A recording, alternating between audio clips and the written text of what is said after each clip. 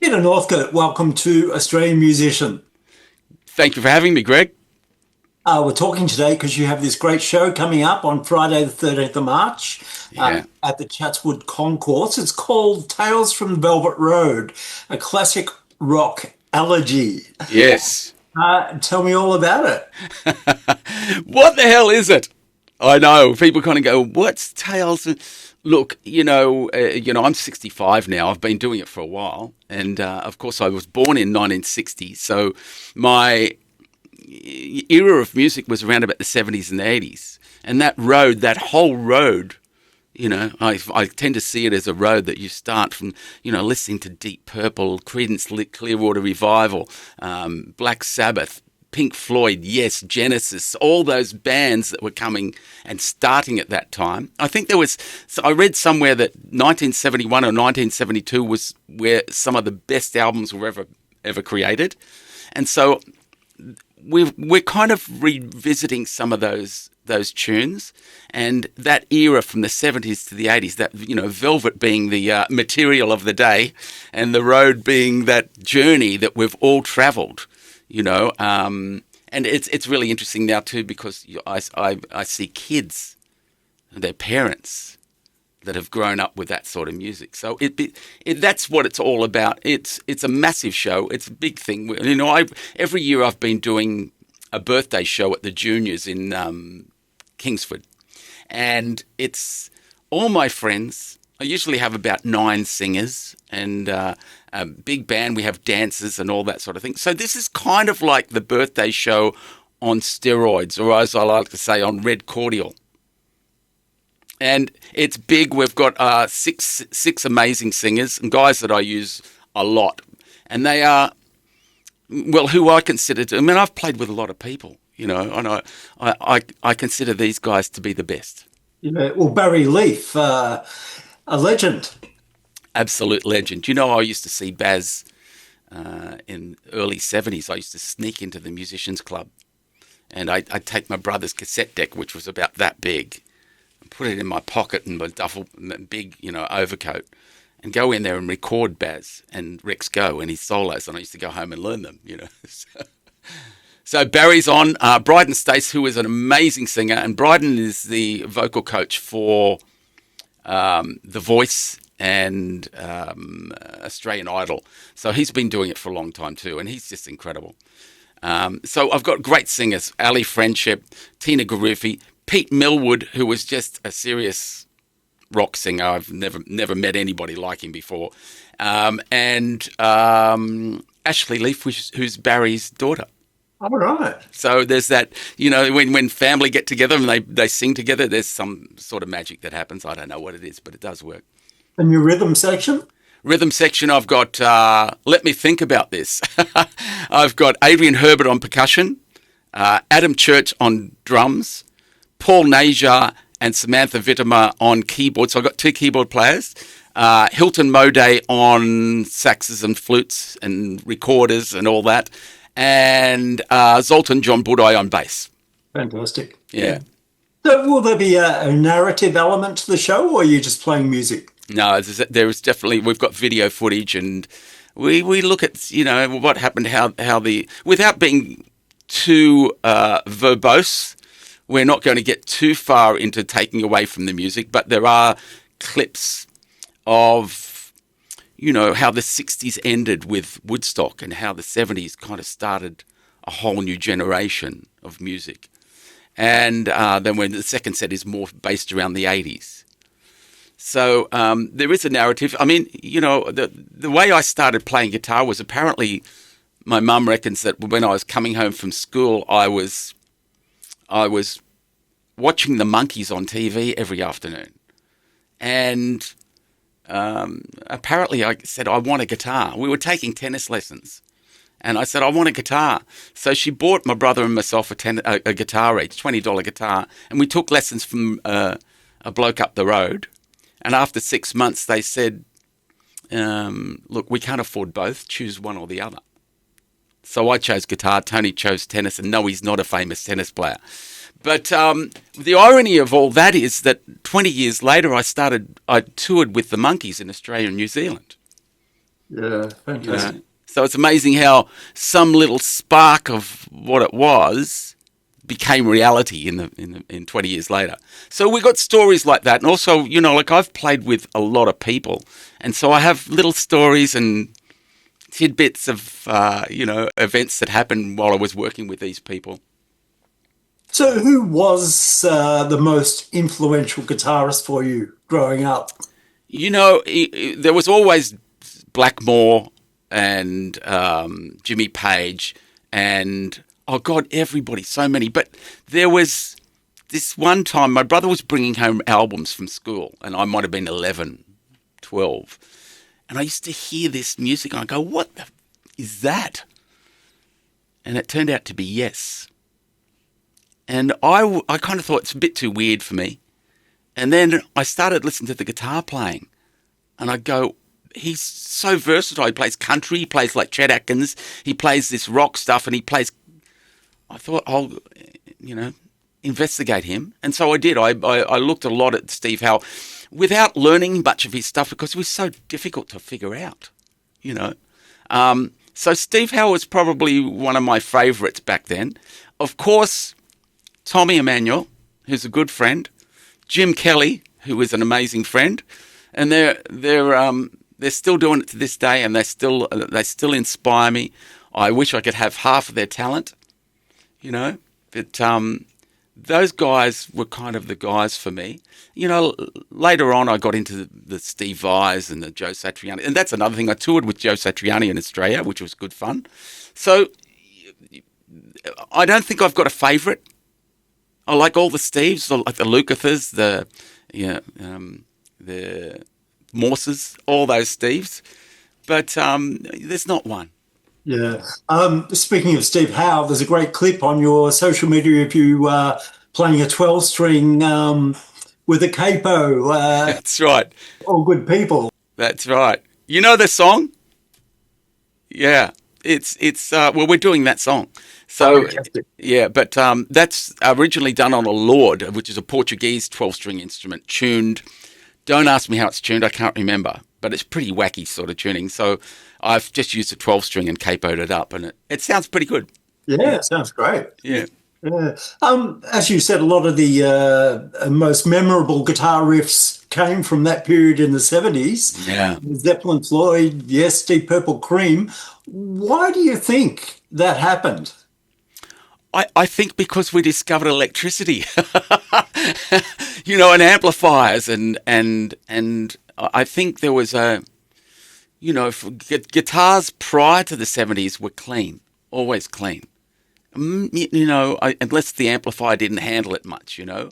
But I think we kind of got into that sound, and we got into a three-piece situation. You know, bass looking after its domain, drums looking after its domain, and a guitar looking after its domain.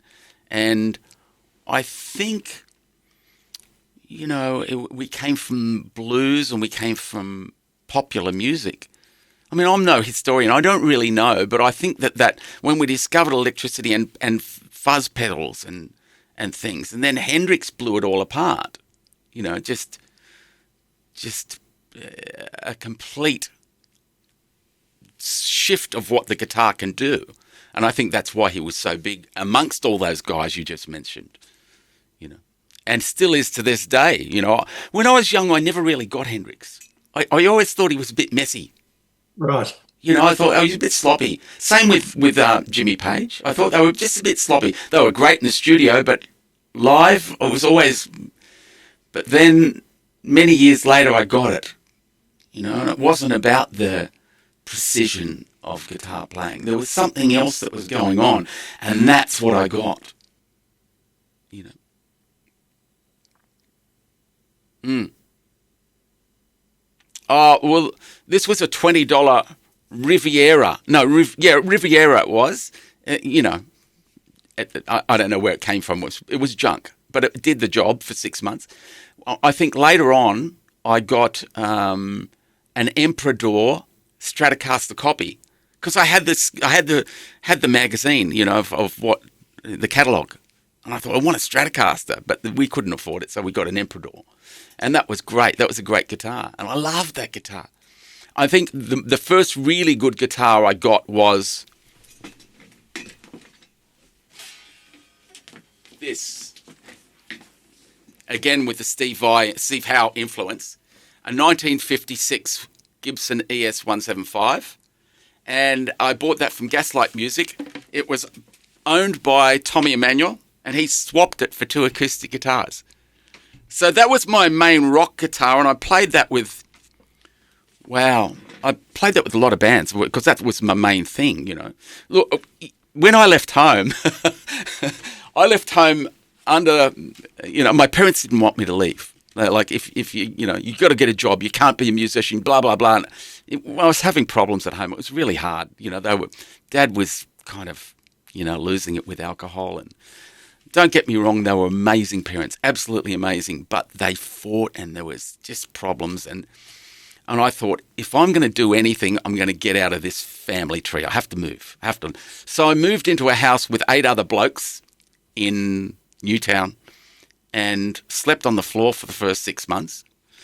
But I had no guitar. If you're going to leave this house, you're going to take nothing with you. So I had no guitar, no amplifier, and had a mate who had just gotten his license and had a guitar and had an amplifier. His name's Frank Burgo. And he used to come and pick me up and take me to the gigs. And I'd borrow his amplifier and his guitar. And then he'd drive me home, and he'd do this every week for me. So I really had no money or guitars until probably my mid-20s. And that's when I started doing sessions and playing with touring bands and etc. And that's when I went apeshit and just bought. Now I've got about 100 guitars. You know, with the absence of, you know, a tool, you just go, I'll buy that one, you know. Any regret guitars, ones that you lost or got stolen? Yes. Bugger. I got robbed in my car in 95 on my way to a gig. It was raining, and I stopped at the on top of the railway bridge at Regent Street in Redfern, and we're about to turn left onto Cleveland Street to go to the city. And I saw it's raining, and I saw this guy. It's dark, and I saw this guy walk past me that way. And then he walked past this way, opened up my door, and grabbed my bag with my life in it. You know, every bit of studio equipment, you name it, tapes. And he ran through a hole in the fence. And so I chased him, which was a stupid thing to do because I climbed through the hole in the fence, and it was wet and it was dark, and I fell 10 metres down to the railway track ledge, and then I've through lantana, so I've got blood crap everywhere. He'd gone. I jumped onto the railway track, which was I thought was this big, but it was this big. So I've put my knee out, I've put my wrist out, I've climbed back up the lantana. My passenger side door's still flapping open like this, and cars are still going around me. Guitars in the back, but nobody pinched them. I then drove my car up Everleigh Street, which nobody even drives up. I drove it up the wrong way 3 times. You don't go near Everleigh Street in those days. Anyway, I couldn't find him. 2 months later, they came and did my house. They totaled everything. No insurance, all my guitars, except for the 175 because it was in an old case. I thought it was an old guitar. Crap. 2 months after that, they did it again. So I had to move. So I moved from that house. But I had this beautiful 59 neck, 62 Strat body.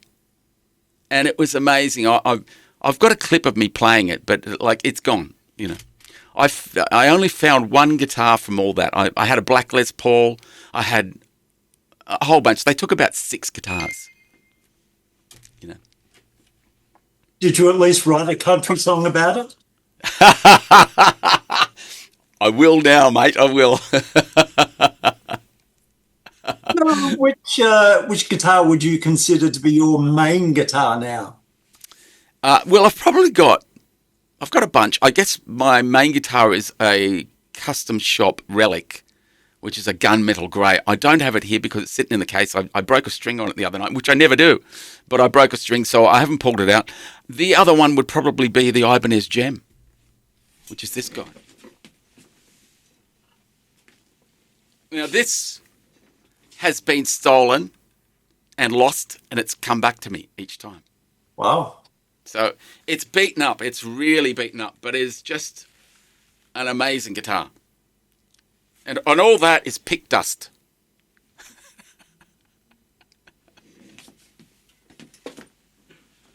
So, amp-wise, have you gone into the digital world? I'm fully digital.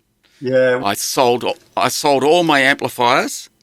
I've got one that sits in the car just in case somebody needs one. It's got to be 15 more years ago now. It's got to be more than that.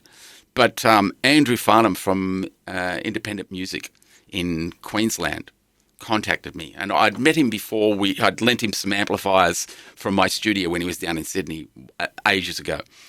And he said, I just want you to try this out. So I tried it out and went, oh, this is pretty good. Now, I didn't go fully digital. I was using it as just effects. And then a couple of months later, I went, oh, I'm just going to use the preamps and the effects. And I was still using a head into the power amp. But there was a period, I don't know, 10 years ago where I went, that's enough. I'm just going all direct. And so everything is Axe effects now. You know, I've tried all the others. Are you a guitar player, Greg? A very bad one. We all are. We all are. We all think we're bad, you know. There's always somebody better. But yes, I'm all complete digital now, all Axe effects, and it is, I feel like I'm just touching the surface of it, you know. There's so much in there. And I love it. I love it all in the box, and I love it because it becomes, it's not only just a studio tool, it's a live tool as well, writing patches for certain songs, you know. And I've got a pretty extensive rig. I've got like patches set up, but buttons for effects on and off. So they're like pedals. So it is very practical. It looks complicated, but it's pretty practical. Yeah. So I'm sure it's all very convenient for a show like this that you're putting on. Exactly. Oh, it's great. You know, getting those Pink Floyd sounds and being able to swap from acoustic to electric, because my acoustic goes through the Axe effects as well. And I take all the modelling and speaker stuff off, and it becomes like a PA, you know. And then direct out goes to the front of the house. So it's practical and it sounds great. I mean, I couldn't get those sounds out of amplifiers. I struggled with amplifiers all my life, you know. And you're limited, very limited, because I wasn't really a pedal guy. I didn't really like distortions or overdrives. I liked to have the amp cranked up. So I would always have something like a Marshall Anniversary that had 3 channels and MIDI. So that was kind of obviously going to lead me into something like the Axe effects. You know. Yeah. Well, what about mentors along the way? Who's helped you out? Oh, there's been a bunch. My first teacher, Vince Lombardo, is probably my biggest mentor. He basically introduced me to rock music. You know, before that I was playing the Carpenters, you know, strumming and singing and doing all that. And he introduced me to Deep Purple and Led Zeppelin and all that sort of stuff, and Santana. But I guess as the age went on, there was Tommy Emmanuel, because he, you know, I was doing gigs around the same time he was doing gigs and sessions, and he originally got me the gig with Doug Parkinson in the early 80s, and then because he used to come and see me play. I met his mum. Mum used to come to the gigs and All Nations Club, and he got me onto the Doug's gig. We toured with Doug for a while, and then he got me onto the Bushwhackers. So whenever he'd leave a band, he'd call me, which was the coolest thing, and such an honour, you know. He's such a beautiful man. He was doing all the session work at a place called Wham Music. And that was, you know, they did everything from TDK, who does amazing things, to Strathfield car radios, to you name it. And he introduced me to them when he was moving over to Nashville, and I ended up being their main guitar player, which was very cool. He got me into Dragon. I toured with Dragon for 6.5 years. He got me into God, who else has he done? He's done everything. He's done everything for me. He's been an amazing mentor, and he's just an incredible musician and bloke. Jim Kelly, again, I said, Jim took me to my first session, and that was early 80s. And he was so gracious to help me out and give me other sessions. So there's been a lot of people that have helped me, and I've been really, what's the word, lucky. Been really lucky, just to have these great people helping me out. Yeah. Talking about the studio, what do you like in the studio? What's your approach to solos? Do you do a lot of takes? It's really interesting you ask that, because when I'm working for somebody else, if I go into a studio and I'm doing a session, I can do a solo, I can do a part 1, 2, 3 takes at the most. When I'm here by myself, it can be any amount of number, until I think I've got it right. But it's really interesting because you've got your head here, and then your head's here, and your head's doing that all the time, Whereas if you're focusing on the instrument and you've got somebody else engineering, I can really focus. I mean, doing sessions all my life, I was doing sessions since the mid-'80s to 2005, 10, just every day, 3, 5 a day. There was one day I did 10 sessions, so I got really good at being quick and hearing things quickly and doing all that. But when you're by yourself, you become a little bit more anal. I like to get things really right, and so that's what happens. Yeah. As you said, you played with so many people over so many years. When you think back on your career, what are the tour experiences that make you laugh? Well, there are many. There was one time I was with Dragon, and we were at the Commonwealth Games Stadium in Auckland, I think it was, New Zealand somewhere. 80,000 people were supporting Elton John. We're first on. And those days I was, drinking a beer. And there was no beer in our caravan. And so I'm hassling the tour manager. Mate, can we get some beer? There's only vodka here. Because Mark could drink scotch or vodka or anything. And a lot of it. And it came to 5 minutes before the band's about to go on, and there's still no beer. And I went, oh, bugger it. I'll have a vodka and lemonade. And I thought, I don't even like this stuff. So I got a vodka and put lots of lemonade in it and got up on stage. We're about to start, and I put it on my amplifier, and it fell on me. All over me and all over the guitar. And I thought, I look at it, it was horrible because, how do you get the sticky stuff off your fingers? All that sort of shit.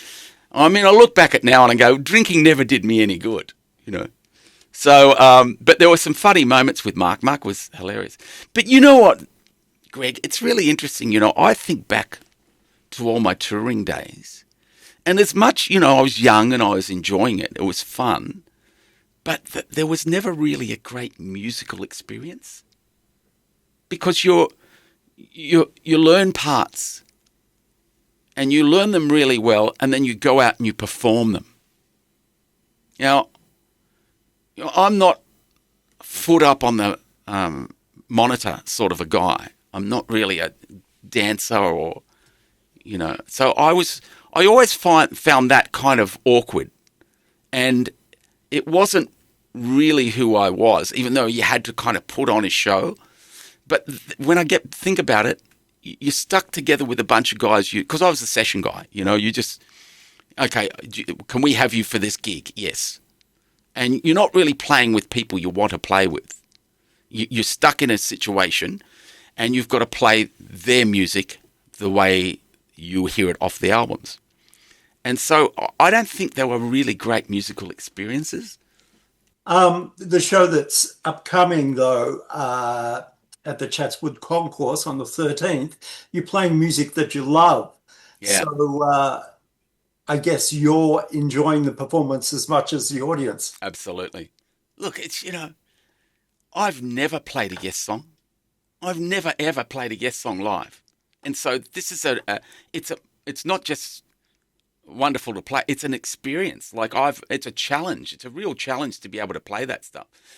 Some of the other songs I've played, but they're just great hits. And what we've done is we've done like a Pink Floyd medley with 3 songs, a Led Zeppelin medley, Boz Scaggs medley, and a Queen medley. So we've got 3 songs, cut down, but it gives you the whole gamut of what they did, those guys. So yeah, it's a real joy to play, and I've got they're great musos, the guys that I've got. So it's an experience. We do have dancers on this show too, which is really, because I don't know, I love cabaret. I'm not. It's not a cabaret gig, but I love the show being a show, not just a gig. And that's why we have video footage, and we've got, I'm talking a bit too, talking about my history and what I went through. So that's going to be the exciting part of it too. Yeah. So if the show goes well, do you hope to take it to other cities? Absolutely.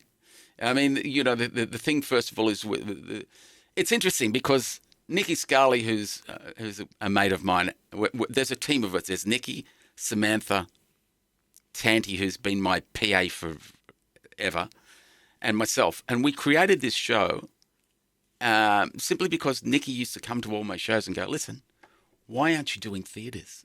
I go, "Well, I don't know how to do them. I do everything myself, because I do everything. I do posters, I do the booking, the paying, the engine, everything. Advertising, I do it all myself. I've just learned how to do it, and rather than pay somebody and get a substandard, I do it myself." And he's gone, "Oh, I know advertising and I know music, so let's do it together." So we've been creating the whole concept for this show for a year. So it's a big one. It's a really big one. And we will take it into other theatres around Sydney and around Wollongong, Newcastle.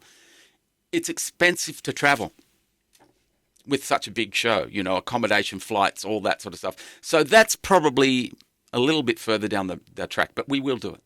Yeah. What about other bucket list projects, things in the back of your mind that you want to get to one day? I think I'm doing it, Greg. I think I'm living it. I'm living the dream. What a life, what a life I've got. Honestly, I wake up, I play guitar, and I work with great musicians. I don't really have I want to do this anymore. I'm more inclined to say that I am hoping that this moment gets its full attention. Whatever happens in this moment, am I fully present? Am I doing the best I can with what I've got right now? And that's kind of where I don't have great aspirations to go and tour the world or do it. I don't want to do that anymore. It's over. I've done the sessions. I don't really want to do that anymore. For a guitar player, what else is there? There is creating your own events, and that's what I'm doing, and I love that. And I get to play little pubs with great musicians, and I really, really love that, because I'm free. I'm not tied down to, you've got to play this note, you've got at this time, you've got to play this, and you've got to do that. It's give me a skeleton of a song, and I'll do what I want with it. And that is more satisfying than playing in front of 80,000 people. I've done that. I don't need to do that anymore.